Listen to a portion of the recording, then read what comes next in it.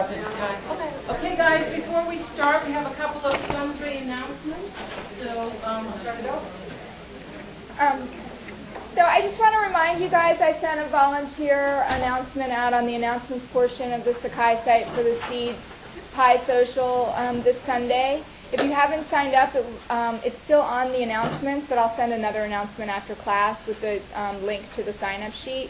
If you don't have time to volunteer, please try to find time to come out anyway and just go to the event.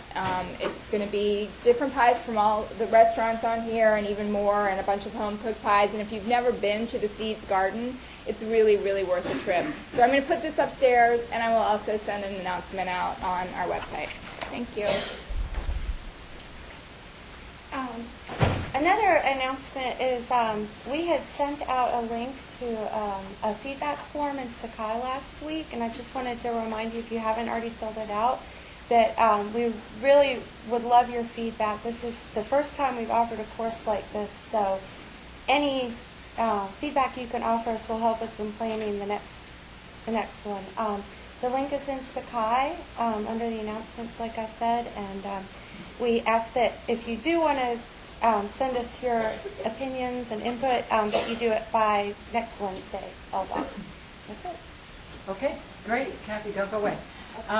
So I wanted to give you a kind of protocol of what we're going to be doing today. We've got a lot to cover. First, we're going to be doing some acknowledgments of people who have been working with us throughout the semester.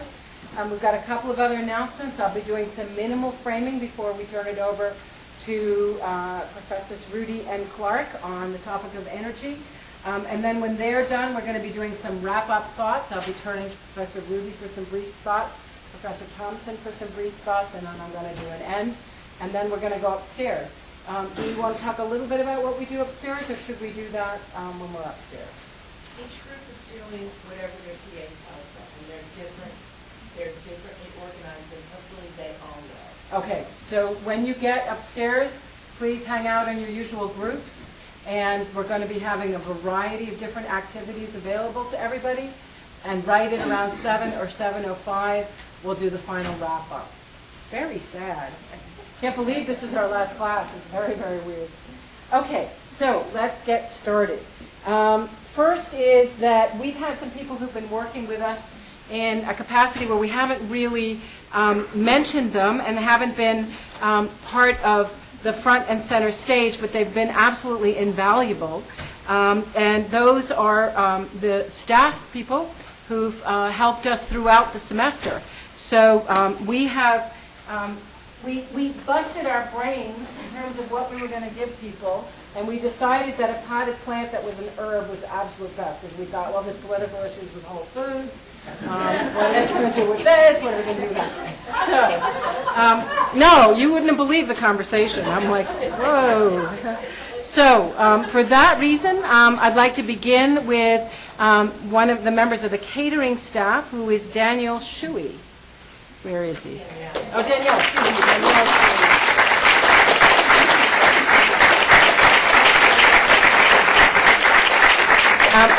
We also have the catering manager, Vince Royalty.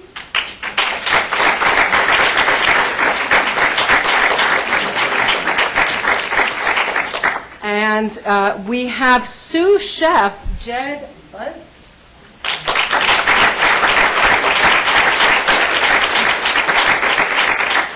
Jed is in uniform for the Refectory Cafe.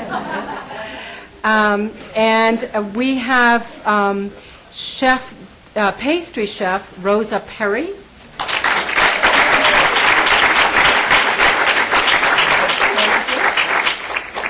And we're coming back with more plants because we were hoping to be spontaneous, but we're still going to acknowledge everyone. There just will be more plants coming. We also have Ronaldo Lopez, who's also a member of the staff. Her plant will be coming. And we have Chef Donald Mantz, who is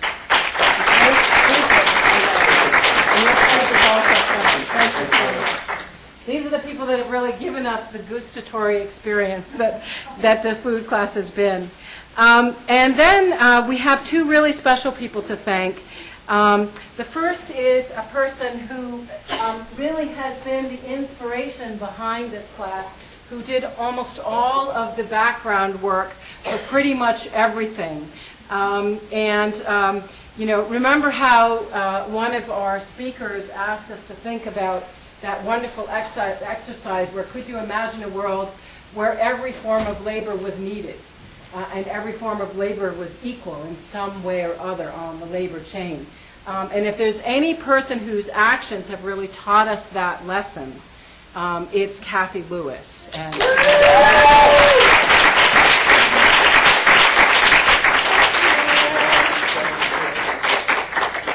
the person who really operationalized this class is Cathy.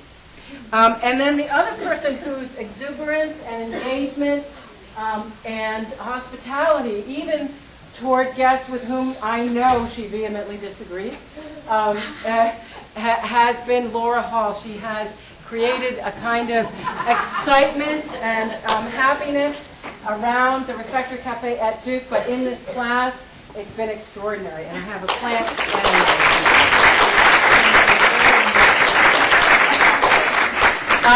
So if you look around you, you'll see that this is what it takes to run a class like this. And it is kind of extraordinary. We're going to be thinking about next steps. I'm going to be making some announcements about that a little later on. That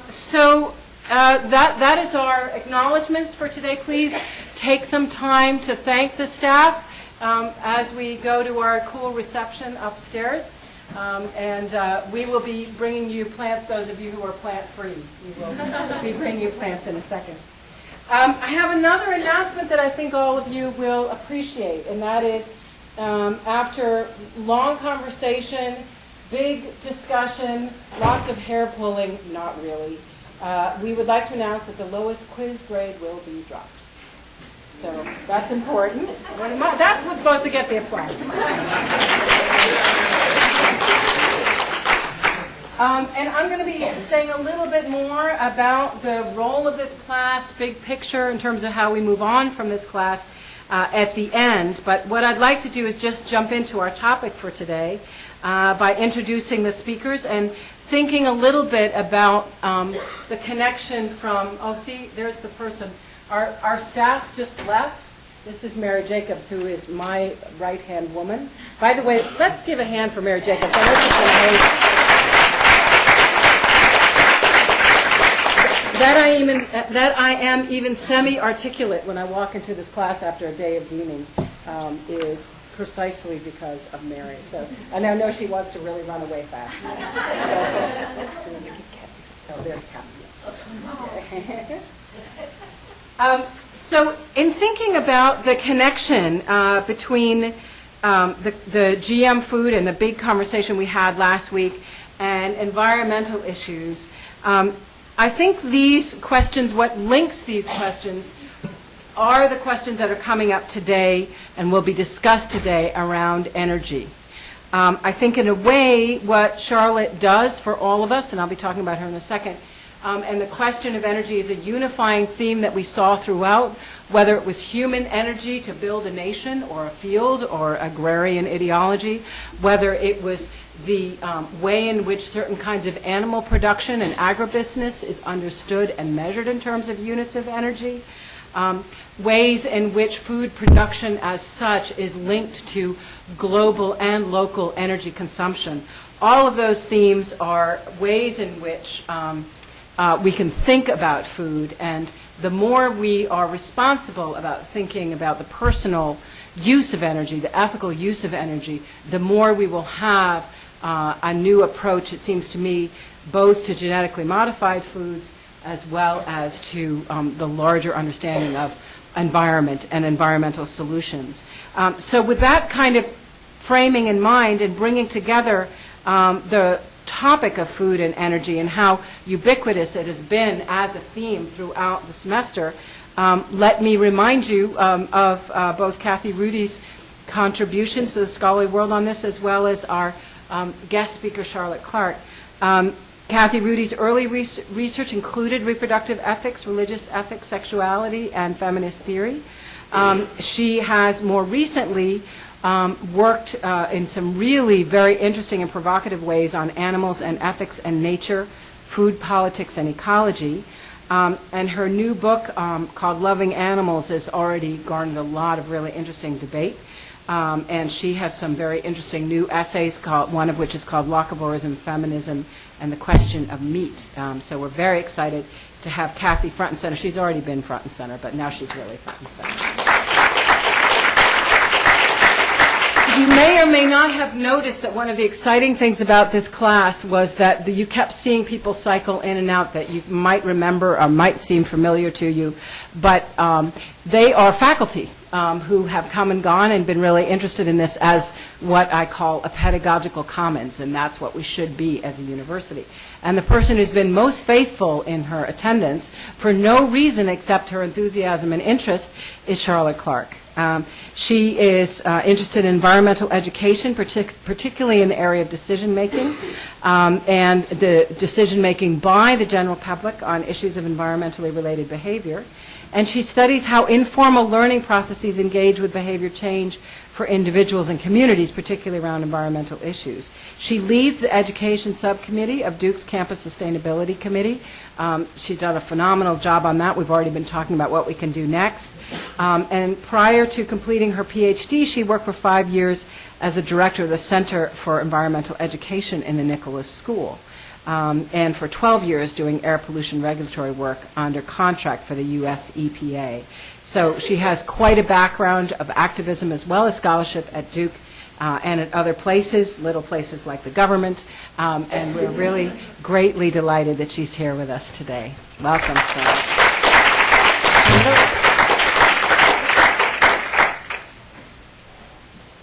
So when it comes to food, there's lots of different kinds of energy, and the kind I'm going to be talking about is very different than Charlotte's. This class for me has been a great experience, and all of our recent attention to interdisciplinarity and breaking down information silos has sent me back to my home department, Women's Studies. When it comes to food, gender is a really hard thing to talk about, harder than we might imagine. First off, cooking itself is really hard. For someone like me who did not grow up in a cooking household, it feels like there's this whole set of intuitions and secret knowledges that good cooks have and I don't. It's not just a matter of following a recipe. It's the relentless everydayness of food that wears you down. It's knowing how to organize your mind and your time to shop for ingredients, how to make substitutions, how to plan the timing, how to think about what goes with what, and how to do this every day, sometimes twice or even 3 times a day, without losing interest. For people who cook as a sort of second nature, it's as if they have a program in their brain that somehow organizes all this information. I don't have that. Few of us have that program anymore, and gender analysis is part of this equation. For 10 years now, I've religiously shopped at farmers markets at least once, if not twice a week. I belong to Coon Rock CSA, to Walking Fish, and to anything else available. I am convinced of the value of local eating over industrial food, at least in my mind. But I want to confess something, and that it's sometimes really, really hard to galvanize myself to figure out what to do with all the fresh food I keep in my fridge on tough days of teaching, working, and writing.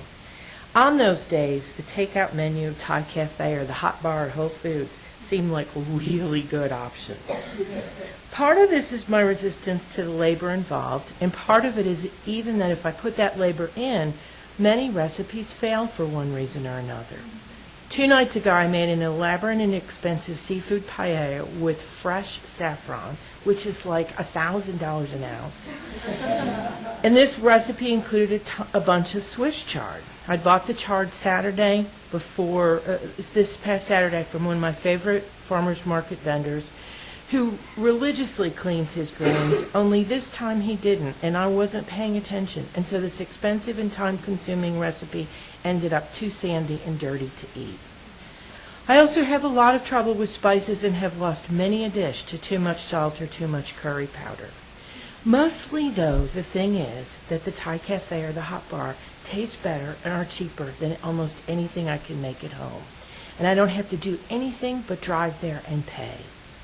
That's the problem we've been struggling with all semester, right? Industrial food, whether fast, processed, or prepared, tastes great, is actually cheaper and more convenient, and it's impossible to ruin.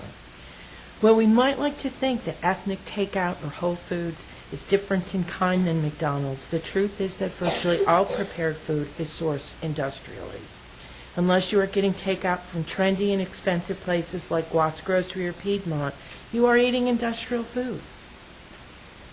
And so there's a deeper level to this history of this problem of cooking, and that's who does it. We know, all of us know, that at the highest end, the best chefs are mostly men. They get the glamour and the money when it comes to food. The farther away from gourmet you get, the more you close in on everyday cooking, the more women take center stage. We may think this has changed and we're living in a so-called post-feminist world, but the real data prove differently. And this is from a book called 1,000 Years Over a Hot Stove by Laura Sheenan. And in enlightened heterosexual households that self-report that their cooking is shared equally, these statistics are profound. When researchers go in and tick off the number of minutes spent engaged in all tasks related to food, 72% of the labor is done by women, 28% by men. If we factor out grilling, which we know is a manly task, the split shifts to 89-11. And these are households that really believe that both genders are contributing equally.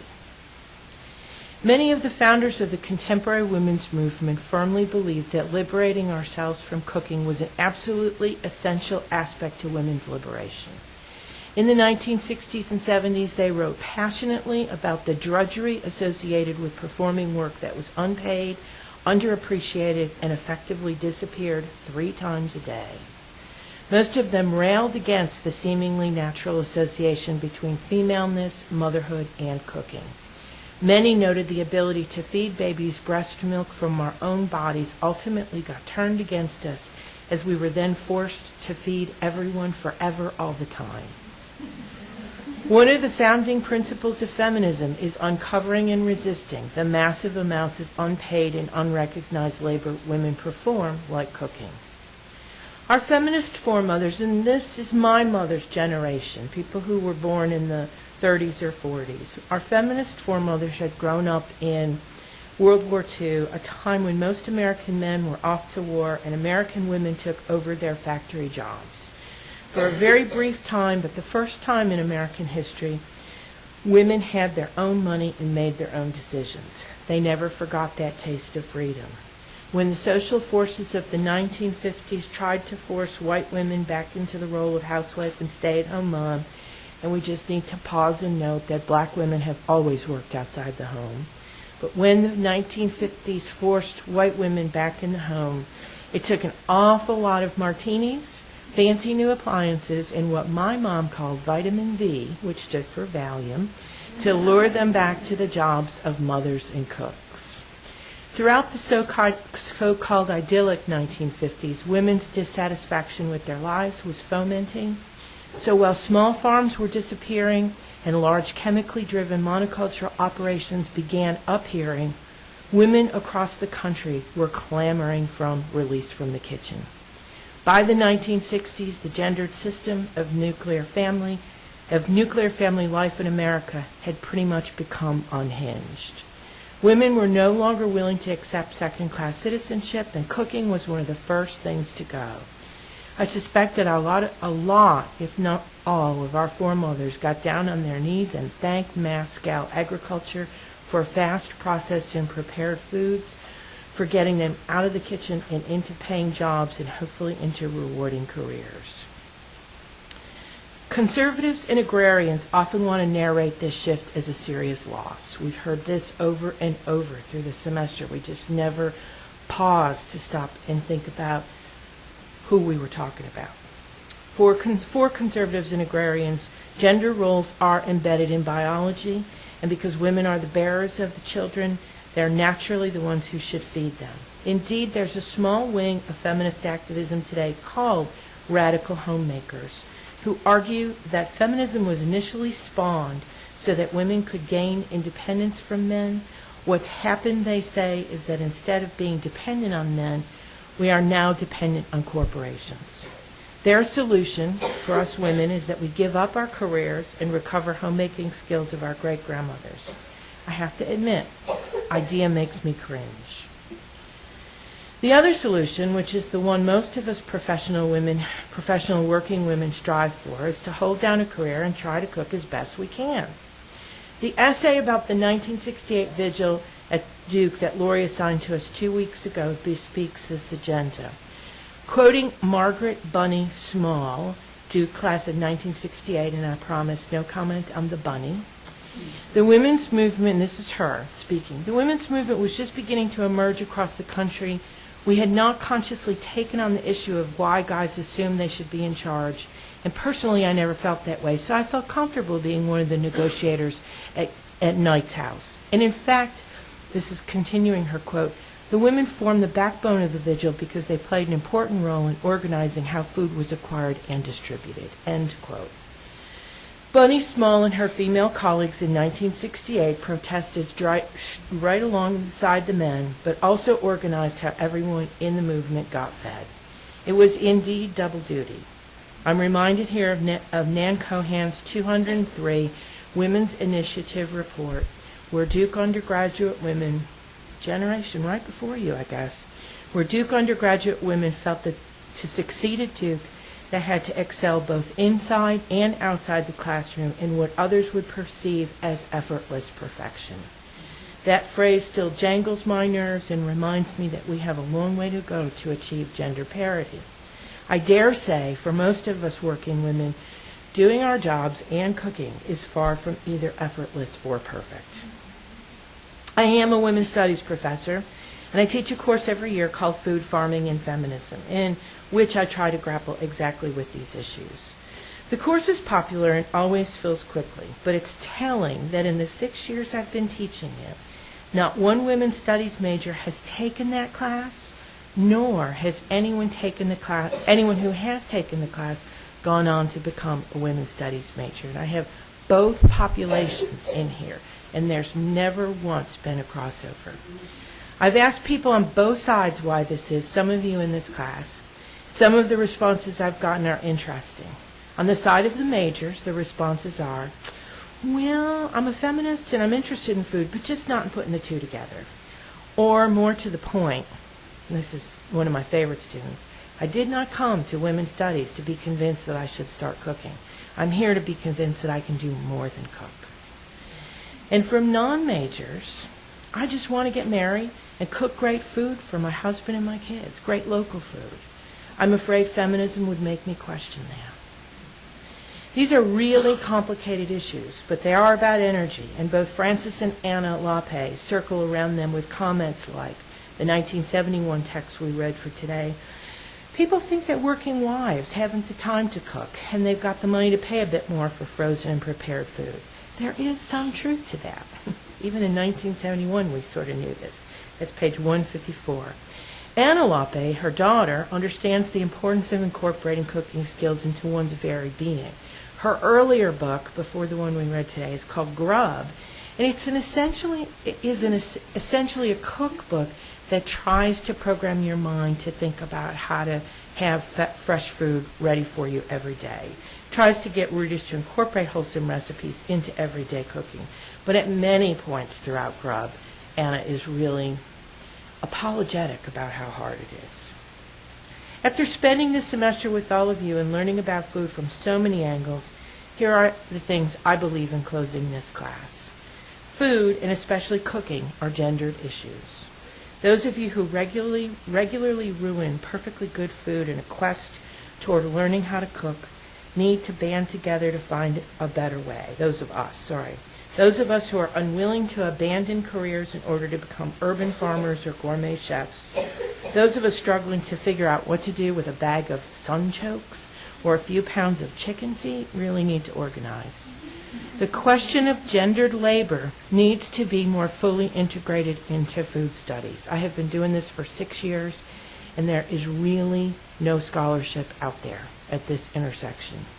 If our best young feminists are avoiding the question of cooking because they fear it will compromise their life goals, and our best young cooks are avoiding feminism because they fear it will tamper with their love of food, something is drastically wrong. And so I leave you with this. Locavores and agrarians and foodies and farm worker advocates and anti-globalization organizers and slow fooders and organic proponents and vegans and occupiers and all people could cry for all they want about food justice. All of us can cry all we want about food justice. But until we figure out how to decouple cooking from gender roles, until we can get feminism behind food activism, these food movements will ultimately fail in the whole-scale transformation of our society. Thanks.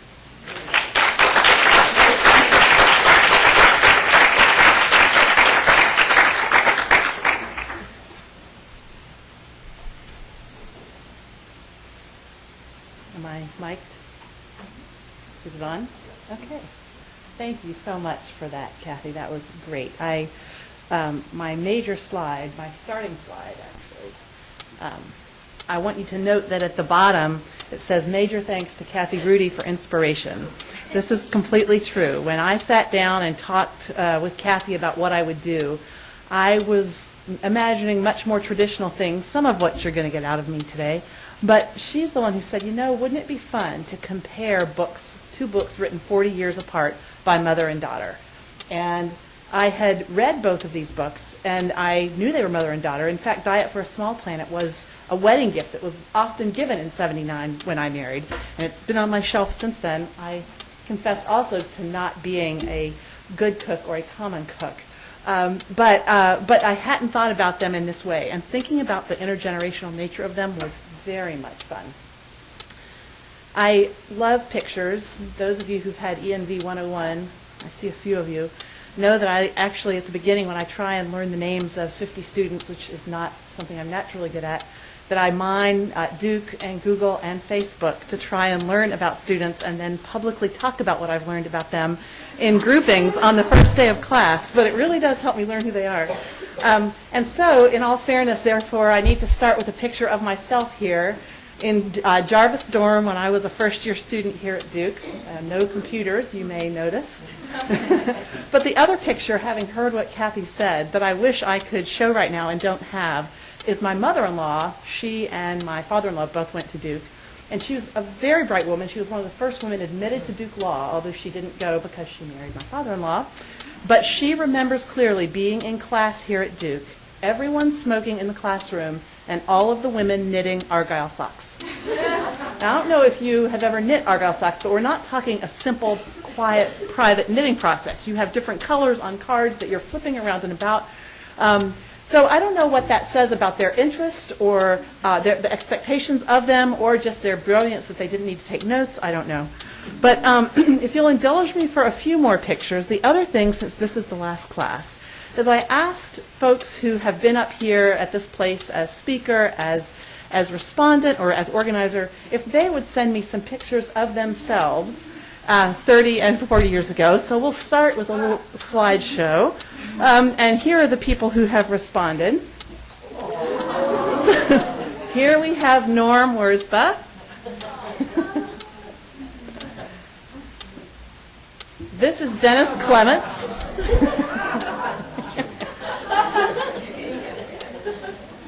Here we have the inimitable Kathy Rudy. Larry and Judy Minetta. Is Judy? I know Larry's on a plane, so I'm thinking maybe Judy isn't here today either. That's too bad. Kathleen Pryor. Sam Hummel. I think this one may get the Cute Award. There's Kathy. Is she still here? Has she headed out to organize? And Michelle and Chantal. And I bet Chantal is here. She has been. There she is. So thank you again to all of those folks, and thank you for letting me showcase your 25 to 40-year-old pictures of yourself. But for the rest of my time, I want to do two things. First, I want to spend some time reflecting on prescience, on the act of being prescient, of having foresight, having knowledge of something ahead of your time. And that'll be about 10, 12 minutes. And then I want to take some time thinking about the readings themselves and taking them a little bit further in some different ways from what you read. And my decision to start with this perhaps non-intuitive beginning of thinking about prescience comes from when I heard Jed Purdy talking about the Pilgrim colony and the wild men and the wild women. Those people genuinely thought that it was the right thing to do, to take over that land and those people. I recently read The Imperial Cruise. You know, as a country, we thought that was the right thing to do. We look back at that now with our vision and say, that was wrong. You know, we don't believe that anymore. So I want to think about the ability of someone to believe or know, and much less write about, something that rings true 40 years later, but that others didn't see or believe at the time in the same way. How do we think about things that for us seem like bedrock right now? But for the political entrepreneur or thought leader before, it was really astoundingly unconventional. So as a simple example, for me, an amazing fashion change in the 5th grade is that for the first time on Fridays only, girls were allowed to wear pants to school. It was a really big deal. I'm seeing some nods around the room.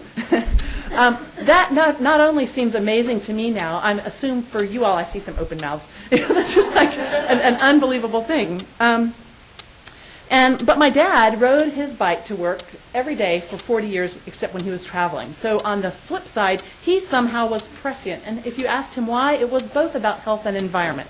He was definitely ahead of his time in that regard. I remember thinking how wrong my parents were that the length of hair on a man had anything to do with his character, integrity, or ability to progress in this life. And I look back on that and think I was right. But at the time, they were absolutely sure it was not. So this talk, however, is also about generational change. It's about a daughter who writes on the same about the same cause as her mother did. I have children a little older than you. They're 24 and 26. Sometimes I find myself wondering what their kids will do that they will find amazing or appalling. Do you ever wonder about that? What will your parents do that you cannot imagine or that you can? I didn't like my parents' music. They didn't like mine. And I made the assumption that this was a generational truism. And there's no way I was steeled myself for the fact that my kids wouldn't like my music and I wouldn't like theirs. Didn't happen. They like my music. I like their music. You know, I don't know why that was true, but it's fun for me to think about. So I want to think a little bit about what it means to be the daughter of someone who was prescient, what it means to follow in the cause footsteps of a parent, and I want you to reflect on that in your own case, or what it might mean to deliberately not follow in the cause or philosophical footsteps of your parent. I'll come back to that if I have time. I want to try something now. And some of you all may have used Poll Everywhere in other classes. It's a live audience polling technique. So I'm going to say something that professors don't often say in class, which is I'd like you to get out your computer if it has the internet on it. And I'd like you to get out, if you have a phone that can text, I'd like you to get that out. If you have this is optional. If you have an expensive texting plan or no computer, please don't worry. But if you do have either of those tools, get them out. Because what I want to do is to ask you to reflect on 2 questions about prescience. And the first one is about your parents. And I'll tell you, how many people have never done a Poll Everywhere thing? Okay. So many of you have, but I'll go through how to do it. But so that you can be thinking, when you answer this, it's going to show up and scroll right here. So it will be a public answer. So know that what you're texting will be public. And I want you to think about something that your parents held true in the past. They may or may not still hold true today. And by parents, I mean a generation above you. You can broaden it to aunts, uncles, or even other adults you know that are a generation above you. What do you think they missed and were not prescient about that you think is self-evident and true today? So when you're ready, you can go ahead and start if you know how to do it. If you're using your computer, what you will do is look to the right, and you will go to that URL, which starts HTTP, and in the space that's provided, you will type the number 316337 in your answer. If you want to text, you text that number and your message to the number 37607. So go for it.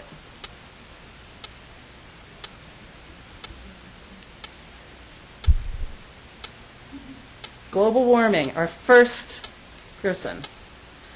Oh, interesting. They missed growing up in a global society. Excellent. My Argyle sock story, smoking hazards. That lard and Crisco is bad. I guess I would have to add for you, not to the taste. International travel. The military-industrial complex. I'm going to assume when I see typos, you feel free to correct me. Interracial marriage, that's a great one. Texting. Excellent. Oh, wow. So someone here has parents who, upon reflection, they think are prescient. Women can be obnoxious, and this is okay. I think that's a follow-on. Let's see if I can get that back up. Yeah. I love it. They're coming fast and furious, but I can... Here we go. Just because their experiences reinforce certain racist beliefs doesn't mean it's true. Recycling, obesity. Going to college is necessary for a good job, absolutely. Acceptance of homosexuality. Gay marriage. Gender being a social construct. Diabetes. Excellent. Birth control. Being so impressed with degrees, I think that's very true. Race is a social construct. All right. I'm going to do one more of these. And this one is going to be about you. It's loading. What I'd like you to do is think about yourself now. And I'm going to want you to think of something you think that you believe now and hold to be true that you are prescient about. You still think this will be true in 30 years. And hopefully the poll will load.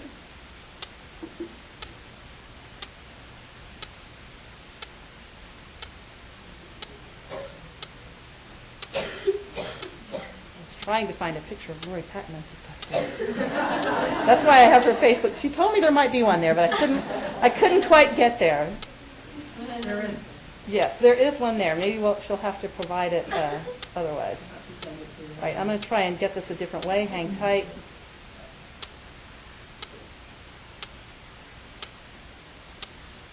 Okay, let's see if I can get it this way. Here we go. So the second question is, I want you to name a belief that you have about our own food and agricultural system, about which you think you are prescient.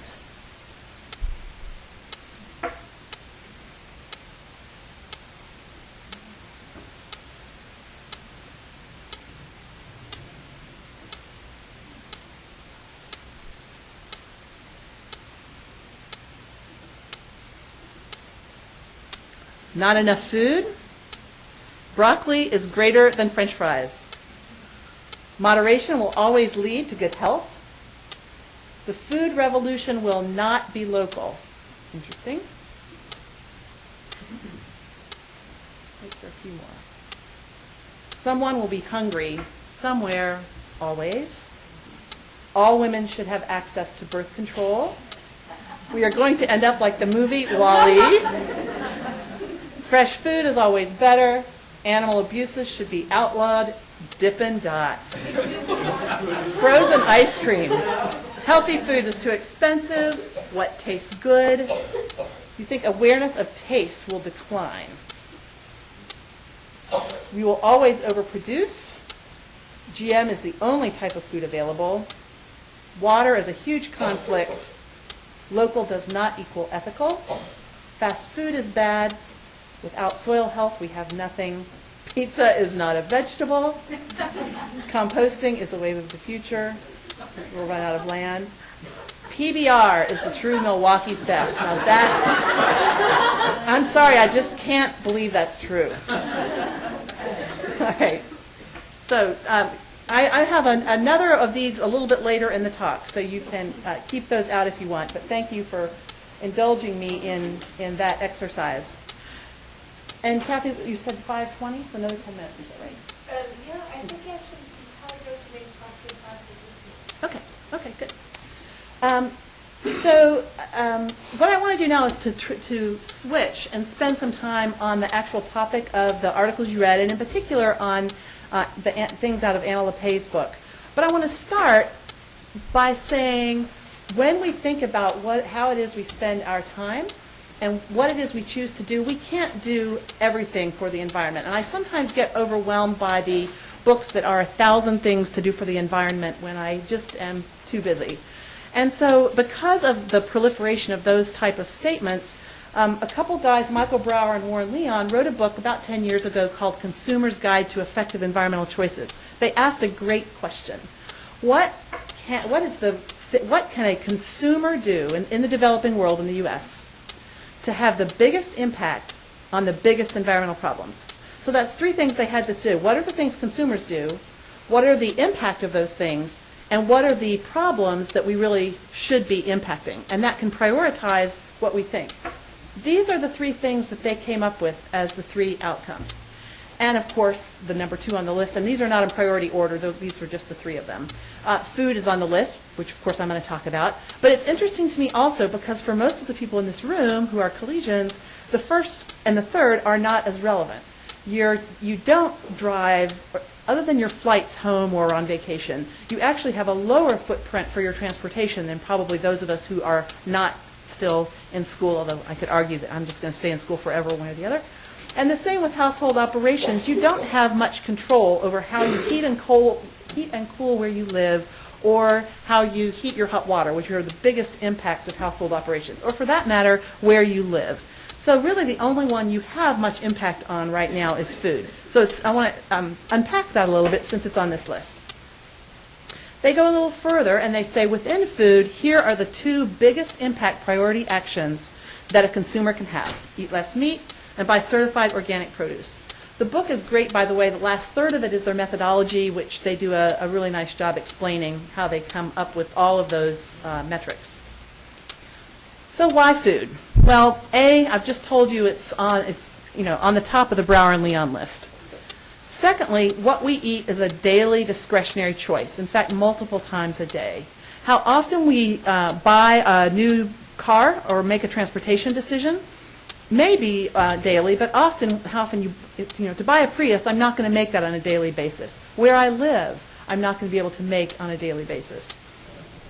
And then third, as we read in Anna LaPay's readings, food accounts for between 13 to 33% of global emissions of CO2e. And as she argues, and I would agree, if we are thinking about the whole system, it's really the top end of that list, of that range, not the bottom. So when people talk about the process of agriculture, they tend to focus on the first 3 of these bullets, the production, the processing, and the transportation.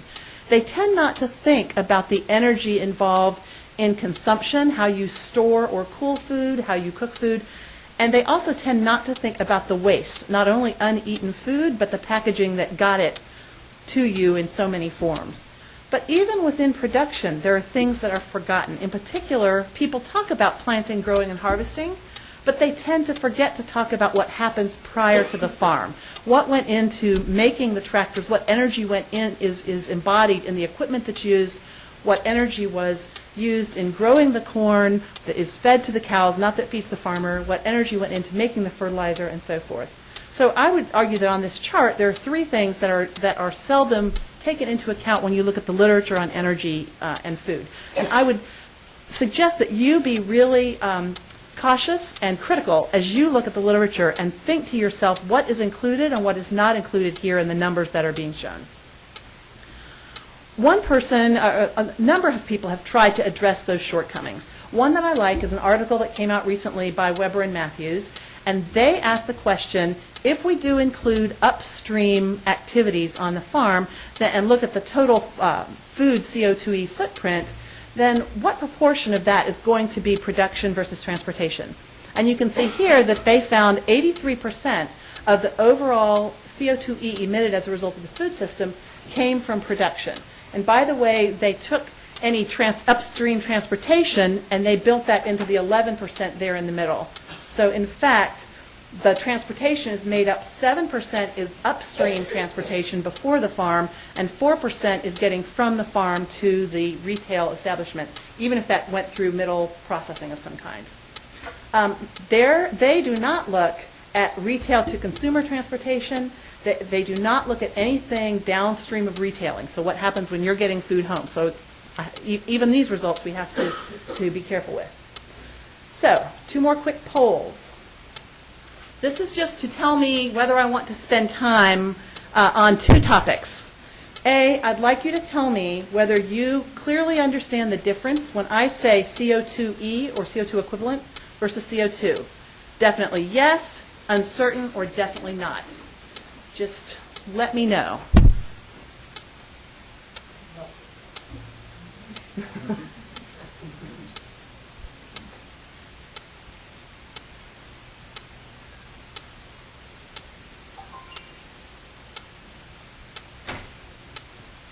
Okay. All right, that tells me everything I need to know there. One more of these. I understand the concept of global warming potential, or GWP. Definitely yes, uncertain, definitely no.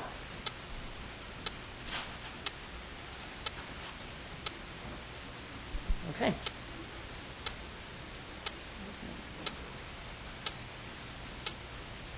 Okay, great. So let me take a few seconds then and unpack those 2 terms, because I've already been throwing around CO2e kind of willy-nilly, and they're both really important. Often people talk about something called a carbon footprint, and then sometimes you'll hear somebody call it a climate footprint. Those are actually different things if you are careful with words. Because a carbon footprint is only looking at how much carbon is emitted as a result of my activities. There are actually 10 or 12 other greenhouse gases, 2 of which are really important, and that's methane and nitrous oxides. Carbon is the largest one proportionally, but it turns out it's not the most powerful or the most potent. Actually, by volume, the highest one is water vapor, but we don't have anything to do with emitting that, so that tends not to be counted as a greenhouse gas. So of those that are talked about whenever you see GHGs or greenhouse gases, it's carbon, nitrogen, and methane for the most part. But in point of fact, if you look at how they act in the atmosphere, carbon is relatively inert. If you look, so what you have to think about is how large are those molecules, how much infrared radiation are they going to take in as a molecule, and how long are they going to hang about in the atmosphere. So if you have something that takes in a lot more and hangs about for a lot longer, then you're going to have something that is more potent or has what is called larger global warming potential. In point of fact, a methane molecule has about 25 times more ability to change the climate than does a carbon molecule, a CO2 molecule. And a nitrous oxide is almost 300 times more potent. So scientists and environmental managers wanted a way to say, well, I need then to weight emissions of methane or nitrous oxide more heavily as a bad actor over carbon. And so they've come up with a formula by which you multiply the global warming potential by the quantity, and you end up with the CO2 equivalent. So if you see something that says, like here in my Weber and Matthews slide, percent of CO2e, that means that researcher has considered the overall aggregate of greenhouse gases, not just carbon. And a carbon footprint would really only look probably at transportation and at fuel use, whereas if you were to have a climate footprint, that means you probably are also thinking, for example, about the agriculture system. So is there anybody who still feels unclear on those terms as a general concept? Okay. Bottom line import for us is that if someone is only talking carbon, and then they are not considering the food system, and as you already know for your readings for today and for some other things I'm going to describe, that's actually a real limit. It's a real problem. So conventional wisdom says it's 13.5%, but that tends to only be looking at CO2, not CO2e.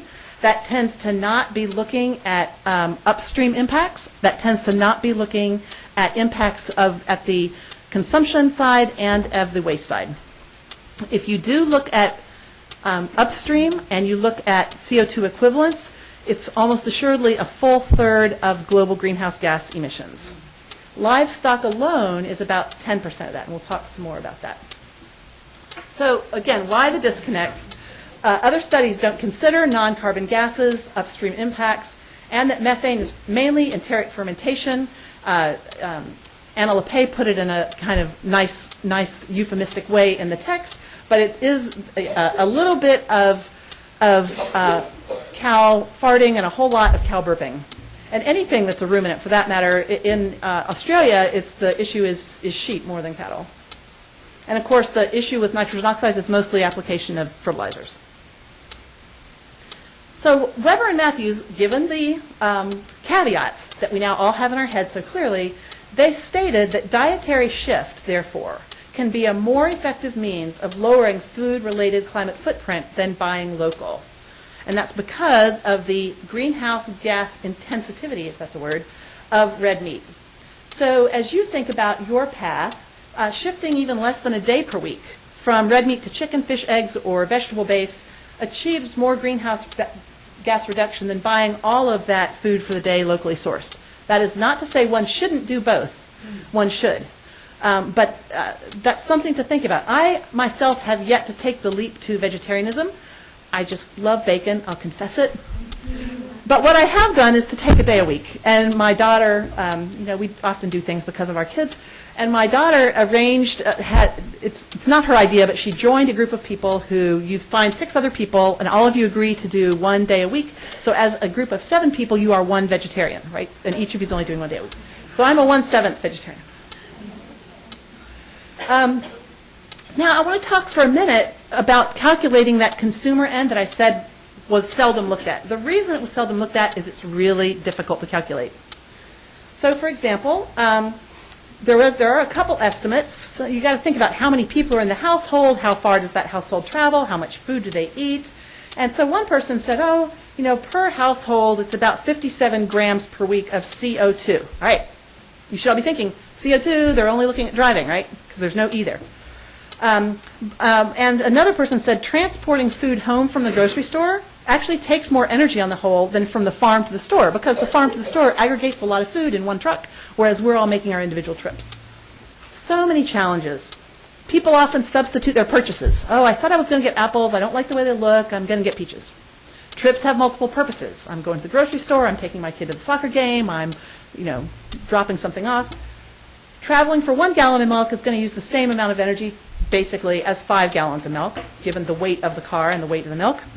You have to think about ambient storage costs. That means in the summer, when my house is a little warmer, my refrigerator is going to have to work harder. In the winter, when my house is a little colder, my refrigerator isn't going to have to work as hard. You have to think about that in the calculation. I can choose to refrigerate or freeze some things, and those use different amounts of energy. My refrigerator works harder if it's full or empty, and how you cook matters a lot in terms of energy use. So those are all real challenges for the researcher in making these kind of estimates. So just a couple slides here. First of all, beyond food miles. I think food miles do matter. The fact that I had the chart showing 83% and 11% doesn't mean that food miles don't matter. But I think that we should be careful not to emphasize that at the expense of other energy inputs. Think about the conditions under which the food was produced. I don't think I said this actually, but Weber and Matthews did not distinguish organic versus non. They also didn't distinguish grain-fed versus pasture-raised. So that doesn't show in their numbers. So think about the conditions under which food was produced. Think about water, access and use, what processing techniques and what form of energy is employed. Those are all complications to the food miles equation. In general, ruminants cause more impact, but they can derive nutrition from land unsuitable for crops. There are places in the world where that might be the only or the certainly most cost-effective way for the population to get protein. Organic crops may consume less energy, but they may require more land. I think I need to start putting may in that bullet. The impacts of car-based shopping and home cooking are not well studied and probably are significant. Highly processed foods with lots of things in them are difficult to study, and many studies only look at CO2. So I see the following in what I read, just using this word judicious, seeing things in the gray and not in the black and white, being careful with use of biotechnology and chemicals, thinking about tillage, integrating livestock and plant crops, and thinking about freshwater as a tool. So, yeah, great. This is my last slide, and that is two of my favorite quotes. You all may have read In Defense of Food by Michael Pollan. He has this easy three-phrase, very memorable three phrases. Eat food, meaning don't eat processed stuff, eat real food. Not too much, mostly plants. So if somebody wants to know my philosophy in 8 words, there it would be. And then Francis Morlepay has this quote. It will take a very long time to create new structures based on different values.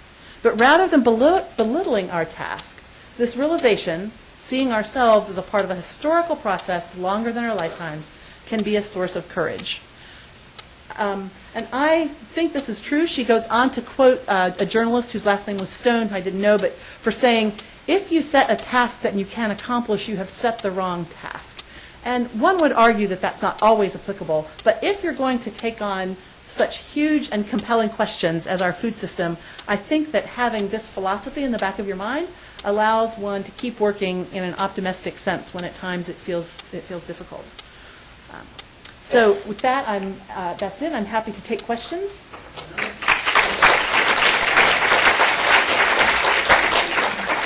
Charlotte, I need to repeat questions. Yes, just I for the rest. remember Of course you do, yes. Right. So we have a couple questions before we move to the next phase of our last class.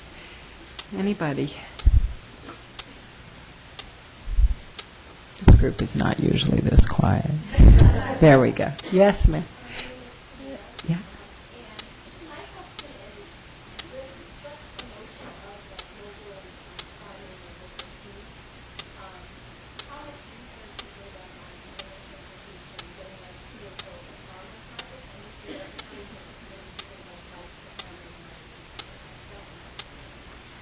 Okay, so Camille, what's your major? Divinity School, okay. So Camille from the Divinity School is asking about the promotion of mobile farming and local farming. How much research has there been on transportation to and from local farmers markets and the environmental impact of it? Very interesting question. Recently I learned that now there are mobile veggie vans that the farmer delivers to the veggie van, and then the veggie van travels to an area that might be considered a food desert in an area.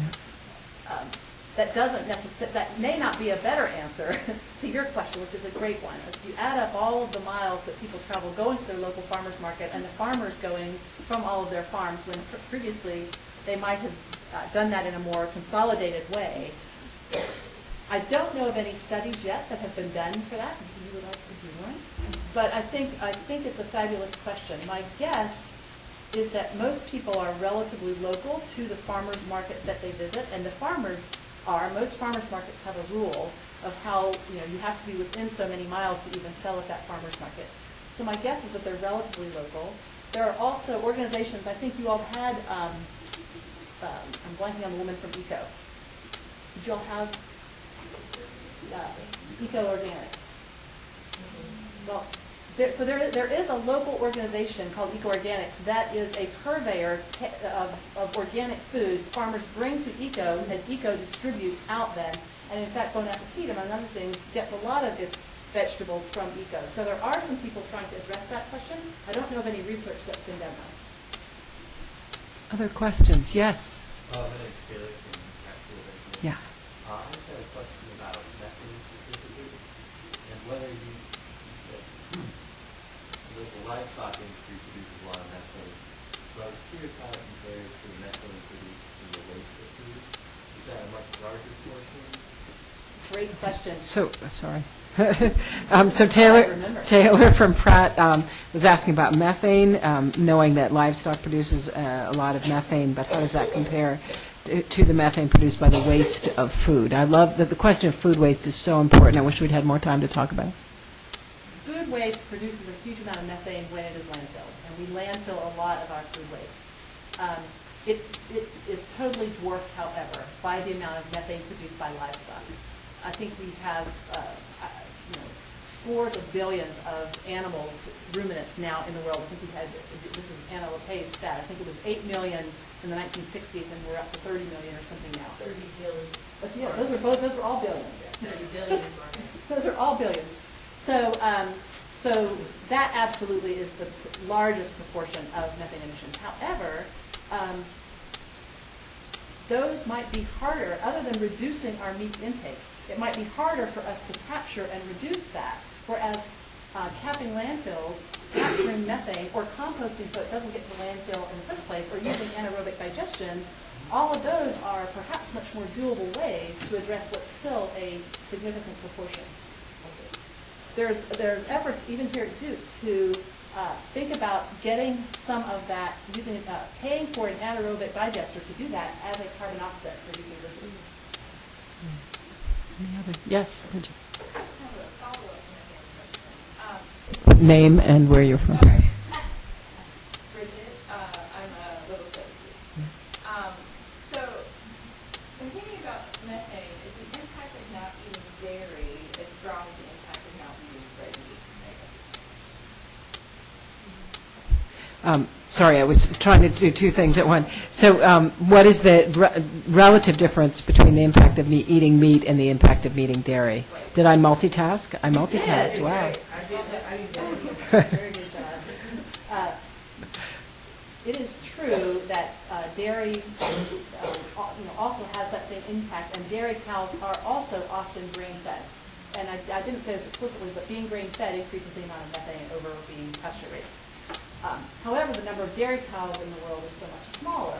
So on a cow-by-cow basis, it might not vary, but we have so many fewer dairy cows in this world than cows that are slaughtered for meat. That really still is where we would be there. Okay, as we wrap up, before we go to the final session together, I've asked Kathy and Charlie just to share a couple of their final thoughts with us.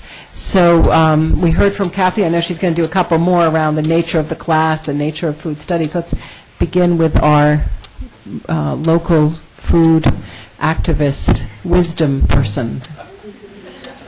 I was just talking to you. Please go ahead. Okay, I'll stand beside you. Thank you. This has been a wonderful semester. I look at some of my colleagues and think about how much I've learned from all of you and from the students. I think back about the seed of this idea and how we spent so many hours around tables and then on email and so forth, making it a reality. Kathy Rudy has always been an inspiration since I've met her, and that has continued throughout this semester. Laura Hall has transformed the idea of local food access at Duke and has been an inspiration. Franca, who has brought nutrition to the forefront in terms of our Duke experience. And then Laurie Patton has come with, just in this year, this calendar year, and has transformed not just the idea of this course, but the idea of what is possible at Duke for me. And thus we began this adventure with all of you, and you signed up very quickly, and suddenly we knew this idea was pertinent and its time had come. And then the TAs came. And the TAs were inspirations to us as well, and we have depended on them not only to carry out the ideas that we come up with, but to give us the ideas of what we should do and what is right about this class. Do I have just another couple of minutes? The thought, what I was doing right before I quickly washed off and put on these clothes and came to class was planting some seeds in a garden. And I thought I would tell you about that. I planted some okra and some beans and some squash and zucchini and even some Mexican sunflowers really quickly because I saw on the news that it might rain tonight, and on the horizon those clouds were there. And I thought about what happened to make this garden possible. Cynthia Wang and Kate Auerbach, some of your TAs, were in a class. We started last spring. We decided in this class that we would build a community garden at Duke, and we did in one semester. In one season, we transformed a vacant lot into a garden. 18 people in that class who had never before planted a seed did so, and some live plants. We harvested a salad that same semester from the garden that we started on a vacant lot. So now there's an example at Duke that was where there was none before at the Center for Documentary Studies. While I was in the garden, I was also aware of the temperature. And so my connection with what Charlotte just told us about in terms of CO2 equivalents and global warming and climate change and so forth was very apparent to me as I stood in a climate in the middle of April and thinking how hot I am, for one thing.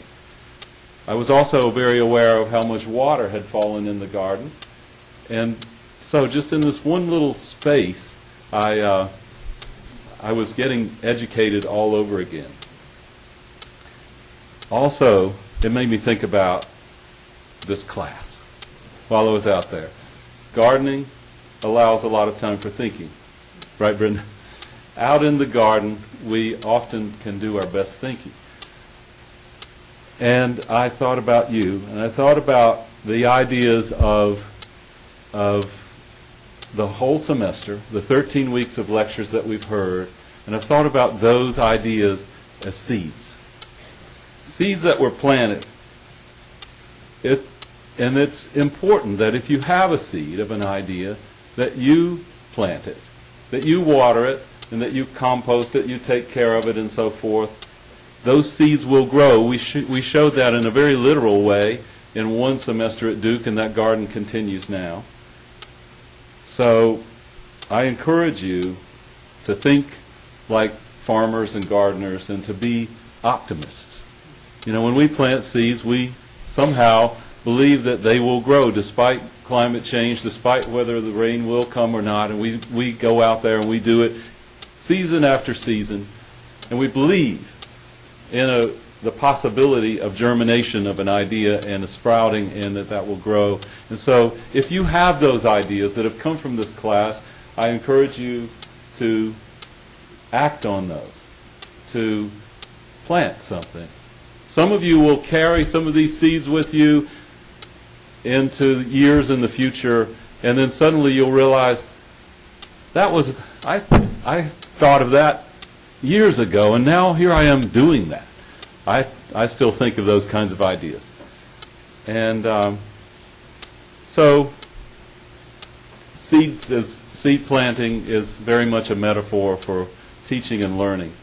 And I just want to encourage you that to keep these seeds with you, these seeds of knowledge, and to plant them in fertile ground whenever you get the chance. So, thanks.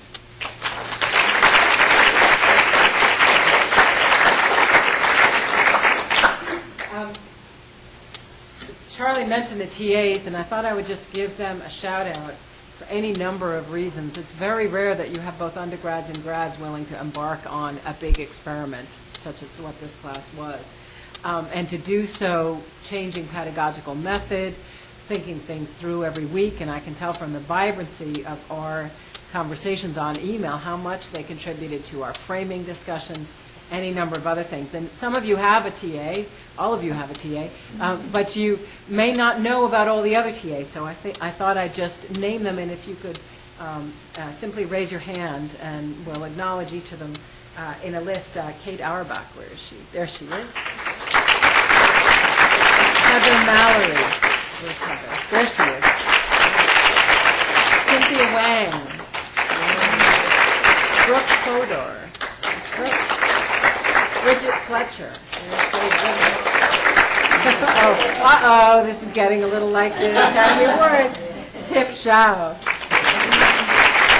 Jim Luther, actually. Carrie Sweet Harbison. And I also want to mention that Franca, as Charlie mentioned, has really been a wonderful presence for us throughout. Where is she? There she is. And she's reminded me every time I see her in this class how important the nutrition and reflection about nutrition has been. So Frank, thank you for doing that. And Larry Mineta has financed the class in addition to my office, and I think we need to, I think he's on an airplane, but we do need to shout out to him as well. So Larry, a couple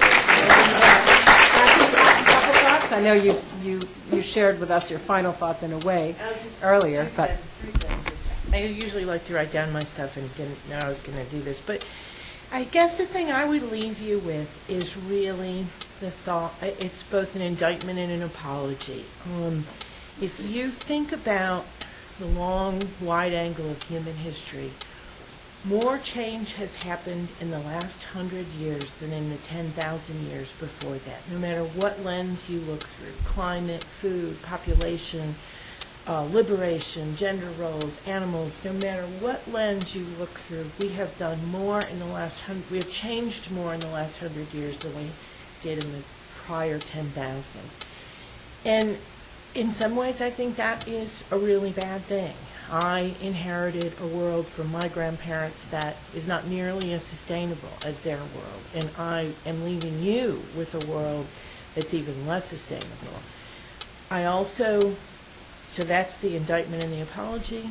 It's also a challenge, right? I mean, what we learned in this class is a lot of people wanting to go backward, and maybe that is the answer.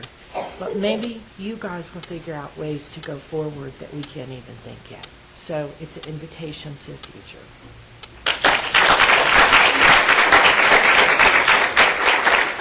So we began this adventure by talking about food studies as an emerging field and a complex field, and how exciting it is to be part of an emerging field.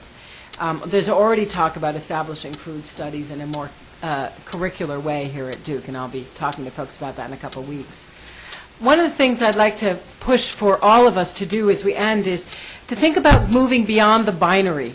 Right? We were talking amongst the TA population about one of the folks in the class has been wanting to move in a very urgent way beyond the binaries that we've been setting up of locavore versus long distance, industry versus family farm, and so on. And I think in each case we have been able to begin to imagine the third option, or several of the third options. Is there a combination of food miles and local food that could be a sweet spot that allows us to find a more sustainable way to think about feeding the world and feeding ourselves sustainably? Is there a way in which we can engage with both industry and the family farm, the way Will Allen has found a way? Is there a way we can think about the vegan versus meat, and the quote that Larry Mineta very powerfully said when he turned to Eliza McLean and said, "You're not the enemy here. Both of us are thinking about ethical ways of eating," a possibility of a third way, or many third ways. Thinking about consumer choice versus industrial consumer design. Are we in our own little choice bubble where it doesn't really matter? Or is there another way we can think about each of our ethical choices that's part of a community? Gavin Fitzsimmons really gave us, in an odd and interesting way, a third way around that. And even activism versus scholarship. Melinda Wiggins was a perfect and interesting example of high activism, and others very clear, deep scholarship.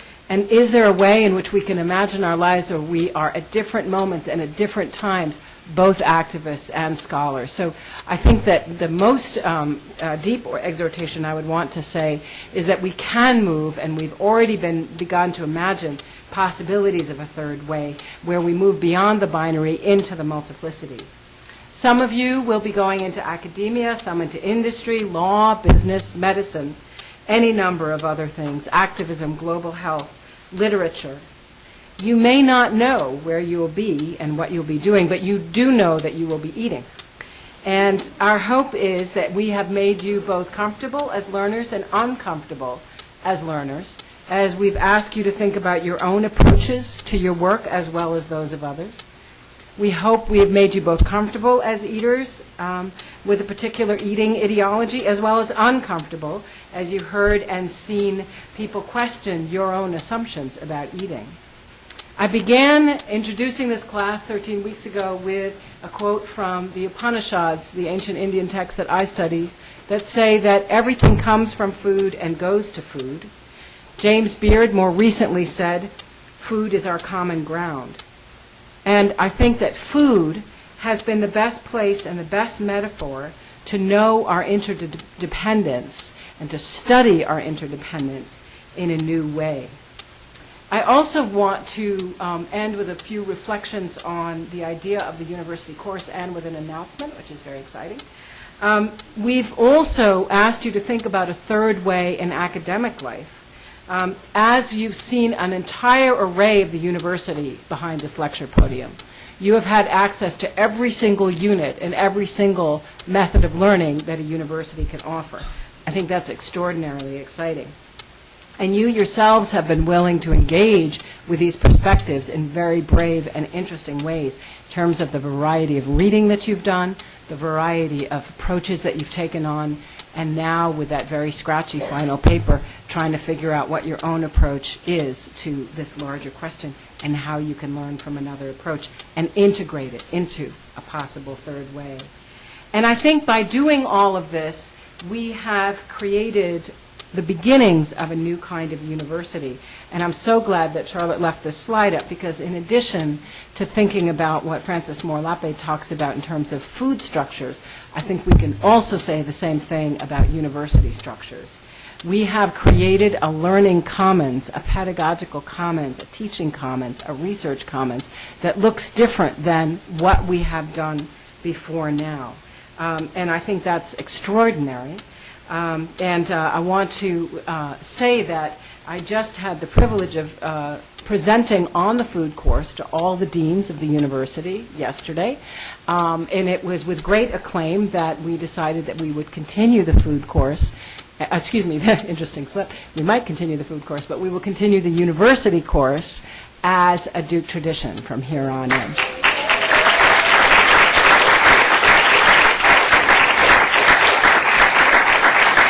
So we're going to keep this class list because you all are the pioneers. And I want to end by naming the fact that you all are the pioneers. You're going to be part of that historical process that will take lifetimes to change the university. I want to thank you for sharing your food with us. I want to thank you for sharing your learning with us. And as you go on your way, please don't be a stranger. Take care.